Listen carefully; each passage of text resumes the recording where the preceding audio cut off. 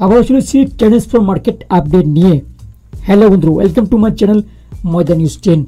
ময়দা নিউজ 10 নিয়ে আমাদের সকলকে স্বাগত জানাই। আজ কথা বলবো ইন্ডিয়ান ফুটবলের ট্রান্সফার মার্কেট নিয়ে। ট্রান্সফার মার্কেটে বেশ কিছু রিউমার আপডেট বেরিয়েছে, তাছাড়া বেরিয়েছে ডিল আপডেট, সেটাই শেয়ার করবো আপনার সাথে। তো ভিডিও স্কিপ না করে পড়ে দেখুন সমস্ত আপডেট পাওয়ার জন্য। ভিডিও যদি ভালো থাকে অবশ্যই একটি লাইক করুন, কমেন্ট করুন এবং বন্ধুদের মধ্যে প্রচুর কমেন্ট শেয়ার করুন। চ্যানেল দেখুন অবশ্যই চ্যানেলটি সাবস্ক্রাইব করে পাশে থেকে বেল আইকনটি টিংটং করুন। ইন্ডিয়ান ফুটবল, ওয়ার্ল্ড ফুটবল ও লোকাল ফুটবলে সমস্ত আপডেট সবার আগে পেতে চলো বন্ধু, বেশি কিছু কথা বাড়াচ্ছি না, সরাসরি ম্যাচ থেকে বা মেইন আলোচনার দিকে যাওয়া যাক। First update south club Chennai এফসিকে নিয়ে। চেন্নাই এফসিকে নিয়ে বিগ নিউজ বেরিয়ে আসছে এই মুহূর্তে। চেন্নাই এফসি তাদের হেড কোচ ওয়েন কোলকে বিদায় করেছেন। এবার কাকে টার্গেট করেছে ম্যানেজমেন্ট সে নিয়ে আলোচনা করব।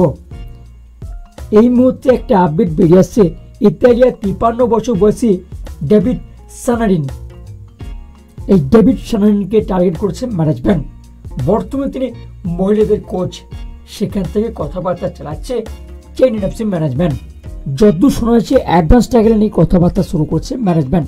এবার দেখা যাক এটা চূড়ান্ত করতে পারে নাকি চেন্নাই এফসি ম্যানেজমেন্ট। পরবর্তীতে তার অ্যাসিস্ট্যান্ট কোচ হিসেবে ইস্ট বেঙ্গল এফসির রিজার্ভ দলের হেড কোচ বিনো গার্গিকে টার্গেট করেছে। মানে একটা অফার পাঠিয়েছে ম্যানেজমেন্ট যে বিনোকে তাদের অ্যাসিস্ট্যান্ট কোচ হিসেবে নিযুক্ত করতে চলেছেন, এমনটাই কিন্তু আপডেট বেরিয়েছে। তবে এটা রিউমার আপডেট, এই নিয়ে এখনো পর্যন্ত কোনো চূড়ান্ত আপডেট বেরিয়ে আসেনি। বেরিয়ে এলে অবশ্যই শেয়ার করবো আমাদের সাথে। ময়দান 10 নিউজ আপডেট এইটুকু থাক, পরবর্তী কোনো আপডেট বেরিয়ে এলে অবশ্যই শেয়ার করবো আমাদের সাথে।